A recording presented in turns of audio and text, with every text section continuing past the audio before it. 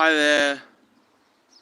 So, being low tech and DIY, there are no screenshots, there are no trailers. It's just me talking about movies, as it should be, and trying to get a balance. It's not happening. So, and the screen's not very great. Anyway, this is going to be a series of web logs, video logs about cult cinema, celebrating 30 years of Pulp Fiction and 25 years of Ghost Dog, Way of the Samurai. So, I grew up in the 90s when cult cinema was kind of more of a thing than it is these days. Before, you just had fanboys for Star Wars and Marvel movies and all those kinds of things. There was definitely a culture of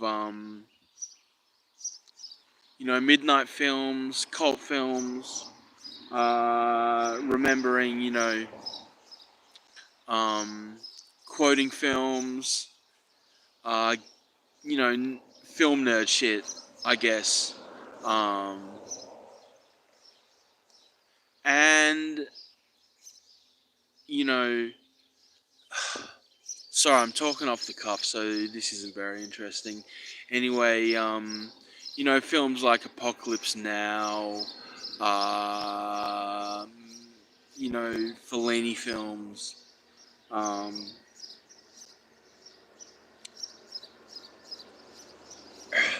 I'm under the bridge, so it's a bit loud.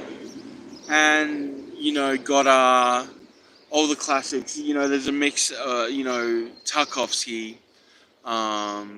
many of those kinds of things, which kind of a mix of classics and underground films, John Waters, all that kind of stuff.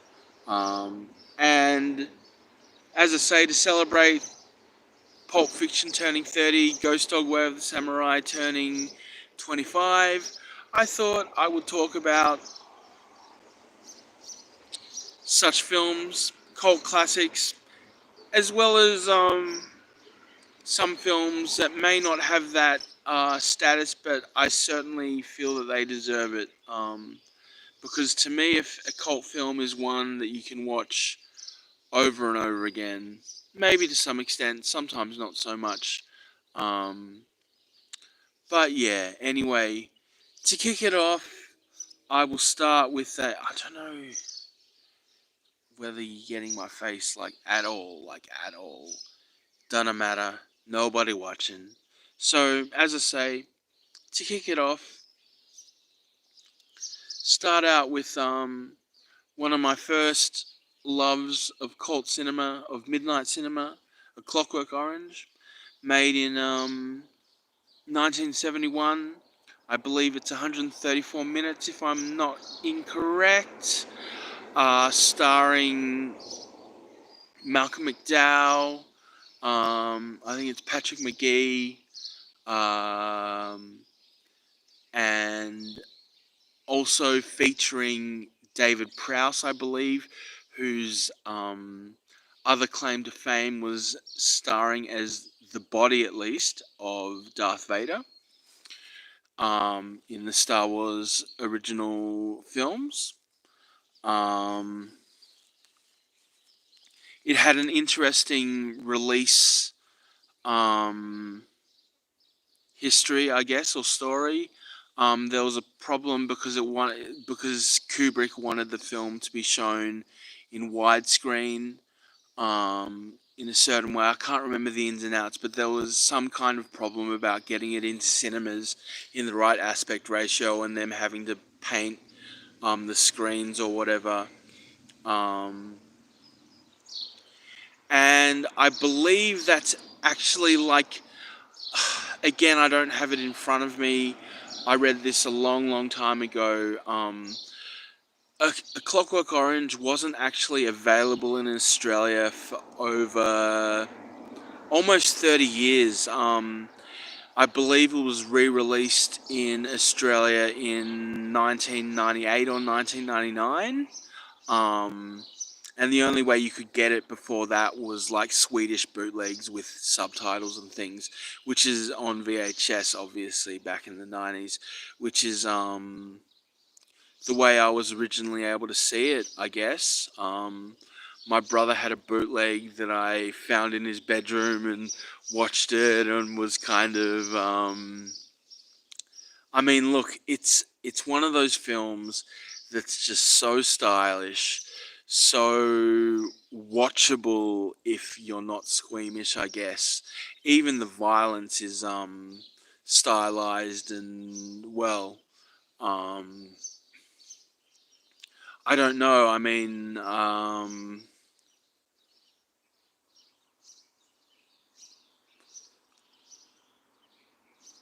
I don't know how. I mean, it kind of seems, Kubrick's been dead 25 years, over 25 years now. So I guess it's only old timers and film nerds and whatnot who are kind of abreast of it. And you really don't see that many Clockwork Orange t shirts and posters around as much as you used to, I guess. What was I saying? Um, yeah, I mean, obviously, you know, being the adventures of a young man whose principal interests are rape, ultraviolence, and Beethoven, definitely garnered its controversy at the time. Um, but then, as I say, in 98, 99, it was re-released to a little bit of fanfare. Um, and then it just kind of fell off, I guess. But I don't even know where you would find it online, to be quite honest. I'd have to look that up. Hopefully, um, it's available for wide availability. One can only hope, but who knows in these days of Andrew Tate and stupid clickbait. Um, so I guess I will just give a little bit of a how you say uh, a little explanation of this film, um, at least a storyline, as the trucks go by. So it's about a droog, a gang member named Alex DeLarge, who hangs out with his posse, Pete, Dim, and I can't remember the other one.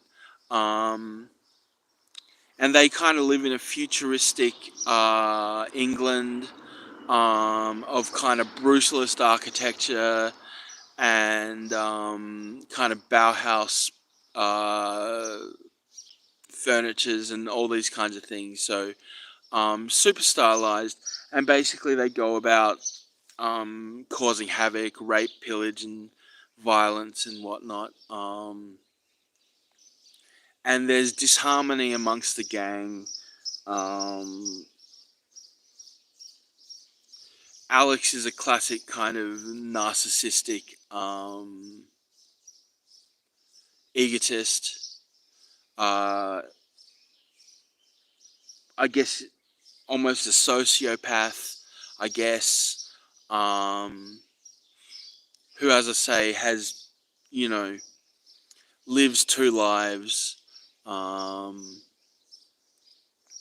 a nightlife and a day life. I guess has a big snake in his bedroom, and as the thing goes, loves his Beethoven's Ninth. Anyway, there's division amongst the group. He tries to maintain order, but then it comes to a head, um, and he's basically set up by his gang. Um, ends up going to prison for murdering a person, a woman, a cat woman, kind of like me, more cats than me, I guess. Um, and ends up in jail, um, Of course, among the classic parts about the film is Alex's monologue, his narration, spoken, I think it's Nasdaq, something like a kind of English Russian hybrid colloquial speak, I guess. As I say, Drugis, um, Moloko, Razooks, all those kinds of words that you kind of get, you kind of understand in the context. Anyway, as I say, he goes to prison, um, where being the good sociopath, he gets in with the chaplain and tries to tries to show tries his best to stay out of trouble and get out of there as quickly as possible, I guess. And during his time, the new government um, puts in a program called the Ludovico program, where it's basically trying to brainwash um, criminals out of criminality. And he puts his hand up basically to the chagrin of the warden or the head. Ow, my ow. Um, the head prison guard who can see through his charade, I guess. And he goes in for the Ludovico. Is it the Ludovico, not the Ludovico technique or something like that?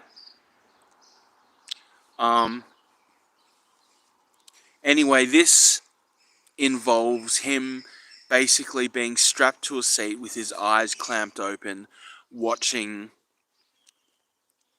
rape and ultraviolence, and then having eye drops put in his eyes to make him feel deathly, deathly ill whenever he comes across such things. Um, how that would work, I mean, yeah, it's slightly fanciful, but as he says, he's quite enjoying the films. Very Hollywood, very very well made. But then suddenly he begins to feel deathly, deathly ill. The twist in this is while he's watching excuse me, a film about the Holocaust and the Third Reich in Germany. It starts playing Beethoven's Ninth, and realizing this, he complains, uh, protests that it shouldn't. It's a crime. It's a sin that such beautiful music should be related to him feeling so terribly, terribly ill. And the doctors are like, well, I guess that's part of the punishment. Um, and he goes through it anyway. Um, he gets through it, and there's an amazing scene where he's in front of all the politicians and whatnot, showing how he's reformed, quote unquote, which is basically brainwashed to feel ill whenever he's faced with, I guess, compromising situations, and the chaplain protests that he has no will of choice and all, free will and things. And then he's left to his ways, and this is 2 years afterwards, and I guess it's kind of this. It's the what's the word? Not paradox. Um, con Almost like a contradictive reality to previous. It's very much a morality tale, I guess. He gets out. Things have changed. He's no longer wanted at home with his family.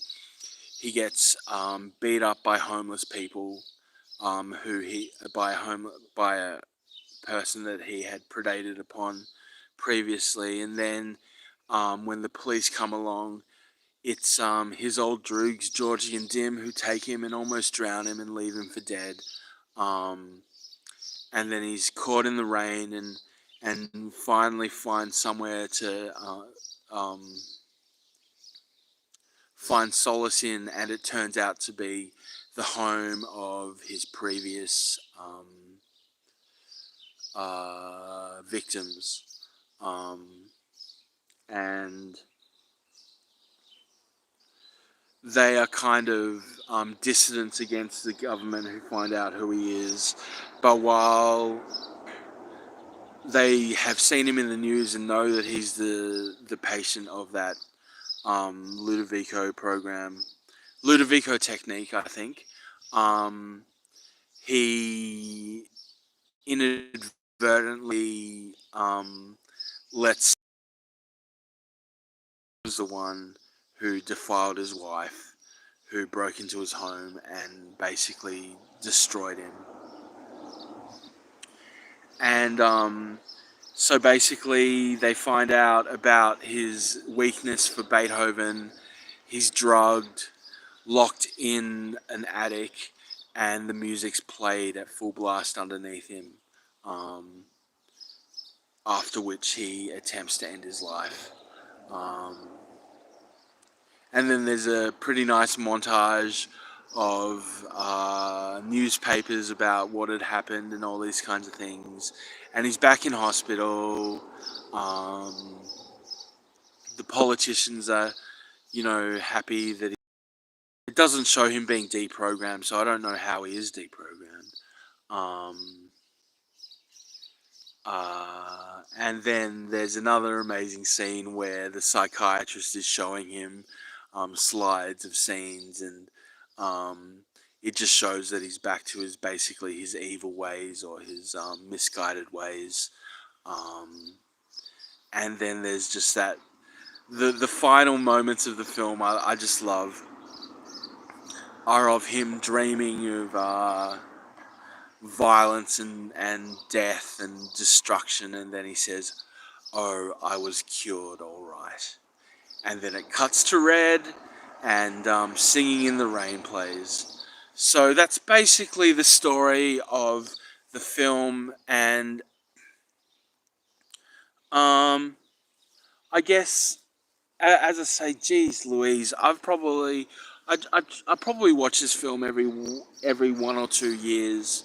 I have I've seen it at the cinema a couple of times. Um, it's just kind of high. I mean, nobody makes films like Kubrick did. May he rest in peace. Um, I haven't watched all his films, but I've seen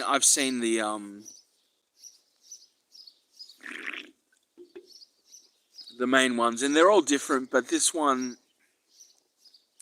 it's just he kind of chooses a theme and a style to his cinema and kind of sticks to it. Like, it's really versatile, um, stylish, streamlined, I guess. Um, and as I say, 134 minutes, which is fairly long, especially for these days. It doesn't feel like it because it's just like smooth like butter. Like I mean, I guess for me, the closest to um, Kubrick is kind of uh, the Danish masters, I guess, Lars von Trier and Nicholas Winding Refn. Although they're a bit different. I don't know. Maybe some Wes Anderson in some aspects, not really, but um, I don't know. In some ways, I found the the um, the the top horror film of last year, Talk to Me. which I'll probably be talking about later in the year, because that's definitely a future cult classic. Um, but just the way there is a tone, um, a very intelligent quality to it. The aesthetic is just completely within its, I guess, it's world building in a way. The dialogue is snappy. Um, there's a few visual jokes when is it his, what is, not a bondsman, Bella bondsman, his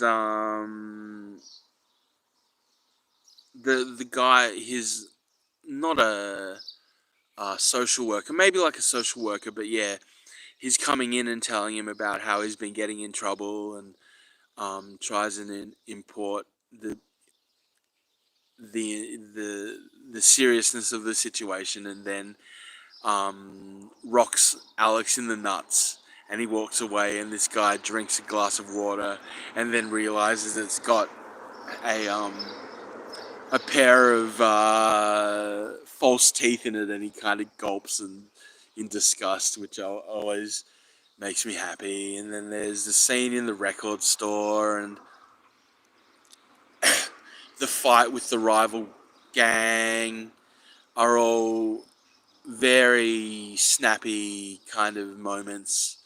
Um, and then I'm just thinking, there's a lot of coloured hair in this film, whether it's actually dyed hair or wigs, and it makes me go, wow, maybe this is what the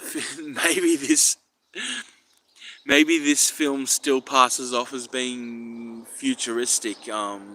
Maybe this is set after the internet falls and we're back to, other things. And although whether we'll go back to micro cassettes, highly doubt it. Um,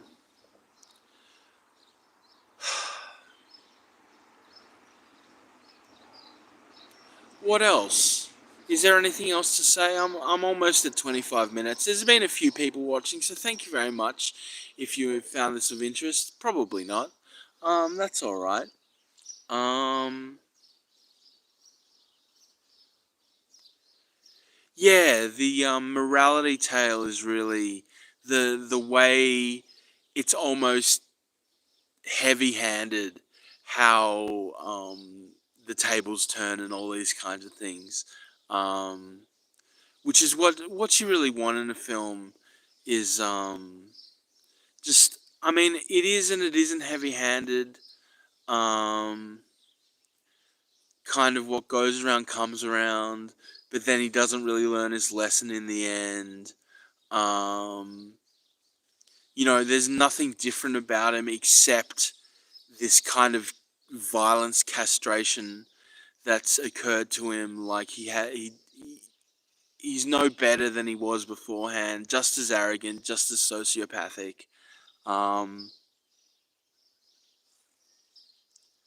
can you tell why is your name Cat Daddy? Because I'm a cat daddy. Thanks, Titan cameraman. Yeah, I actually became a father to two beautiful little grey kittens earlier, late late in the year last year. My my cat partner, Yanni, she produced some lovely little offspring who are living in my home, and hang out with the rest of my stray cat gang. It was funny. I was driving home a hitchhiker one time, and I'm like, "Oh, I live with my gang of stray cats," and he's like, "What, dudes?" And I'm like, "Nah, actually cats." Anyway, thanks, Titan cameraman. That's why I'm called the Cat Daddy. Um, but back to a Clockwork Orange. Look, compared to what you see on screen these days, um, the violence is still explicit, but it's not like people being exploded. It's more kind of sadistic, sexual. There's a fair bit of sexual violence, and it's all done very, very well. So as far as cult cinema goes, if you're new to cult cinema and you want to get started, you can't go better than a Clockwork Orange. Um, you know, uh, yeah, you are the only person here, Titan. There have been a few others around, but you're the only one who's been talking to me. So thank you very much. Um, I am not a preferred YouTube content creator, so um, yeah, I don't have much of a viewing, but thank you very much, Titan Cameraman. You're a scholar and a gentleman, and I hope you enjoyed my talk about A Clockwork Orange. Um, Hopefully, it continues to be seen by the purveyor of classic, controversial, somewhat challenging cinema and movies. So that's my first one.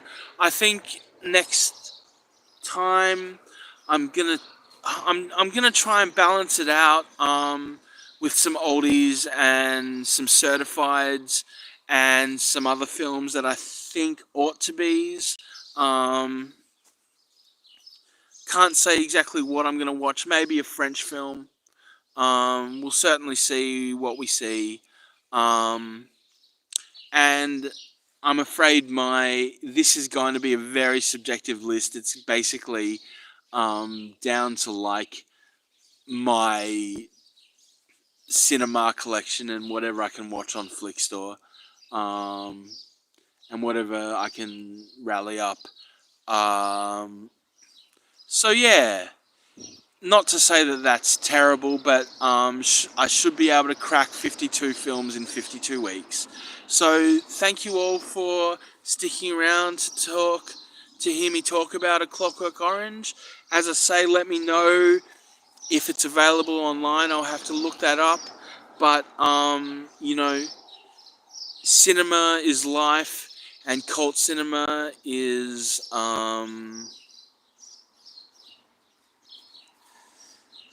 I don't know.